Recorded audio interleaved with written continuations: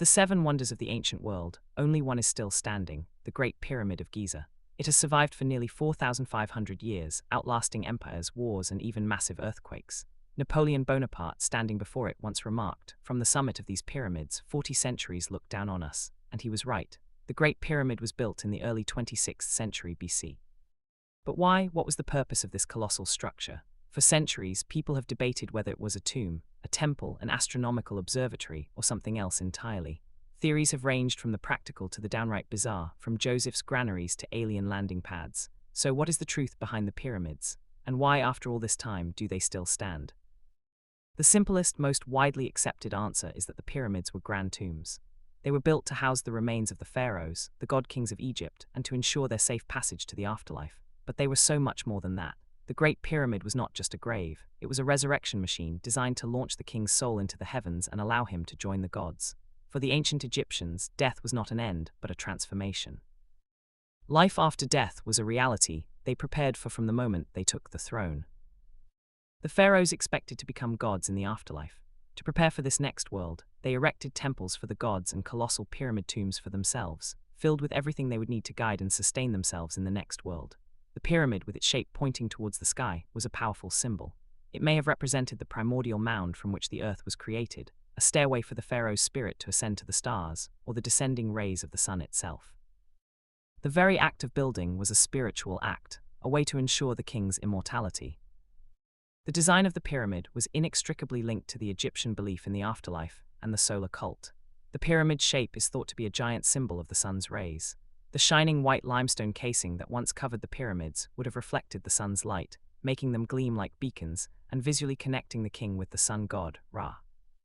The great pharaohs of the Old Kingdom, such as Khufu, Kaffa, and Menkaure, invested enormous resources, both human and material, into these monuments to secure their divine status and eternal legacy. Construction of the Great Pyramid was a mammoth undertaking. It is built of some 2.3 million stone blocks, each weighing an average of 2.5 to 15 tons, with a total weight of around 6 million metric tons. The sheer logistics are staggering. How did a civilization without forklifts, bulldozers, or iron tools manage such a feat? They used the Nile River. A now dry tributary allowed boats to transport materials and stones directly to the pyramid site. Papyri discovered at the Red Sea, known as the Diary of Mera, provide a fascinating glimpse into the process, detailing the movement of limestone blocks along the Nile. The blocks were quarried locally and transporting using wooden sleds, a technique that became more efficient when workers wetted the sand in front of the sled, reducing friction. The stones were then moved into place using a system of ramps, either straight, zigzagging, or spiraling around the pyramid. Recent studies have also proposed a more sophisticated hydraulic lift system may have been used for the step pyramid of Giza, with water power raising heavy stones into position. Once built, the pyramids were often named with solar references, like the Shining Pyramid. Despite their incredible durability, the pyramids were not built by slaves. Evidence from the workers' city at Giza shows that the laborers were a skilled, well-fed workforce, valued by the state. They were housed in barracks, given medical care, and fed ample bread, beer, and beef. This massive, organized workforce demonstrates the immense power and centralization of the Egyptian state during the Old Kingdom. The real achievement wasn't just stacking stones. It was organizing the logistics, resources, and labor on a national scale. The pyramids have not only survived the ravages of time, but have also withstood powerful earthquakes, including a magnitude 6.8 quake in 1847 and a 5.8 in 1992. Scientists have discovered why. The pyramid vibrates at a different frequency than the surrounding soil, which prevents it from resonating with seismic energy. This means that the shaking from an earthquake transfers less energy to the pyramid, protecting it from damage.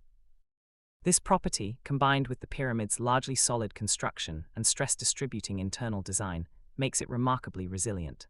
The relieving chambers above the king's chamber, which were built to distribute the weight of the pyramid above the burial chamber, also play a role in reducing vibrations. The legacy of the pyramids extends beyond Egypt. When the Kushite kings of Nubia conquered Egypt, they were so inspired by the Egyptian culture that they built over 200 pyramids of their own in modern-day Sudan. In medieval times, some Arab writers suggested that the pyramids were built before the Great Flood to preserve Egyptian wisdom and scientific knowledge. In the 1800s, astronomer Royal Charles Piazzi Smythe claimed the Great Pyramid was built in pyramid inches that perfectly encoded the dimensions of the Earth, a theory that conveniently supported British imperialism. Even today, theorists like Erich von Däniken have suggested that the pyramids were built with the help of extraterrestrials. For most Egyptologists, however, the answers lie firmly within the sphere of ancient Egyptian religion and funerary beliefs. Their texts and visual imagery reveal that the pyramids were not just tombs, they were a vehicle for the king's soul to ascend to the heavens. As one expert put it, the pyramid was a physical manifestation of the king's divine nature. The step pyramid, built by Imhotep, was designed as a giant stairway to the heavens. A passage in the pyramid texts says the king treads the rays of the sun in order to reach heaven, perfectly describing the symbolic purpose of the true pyramid.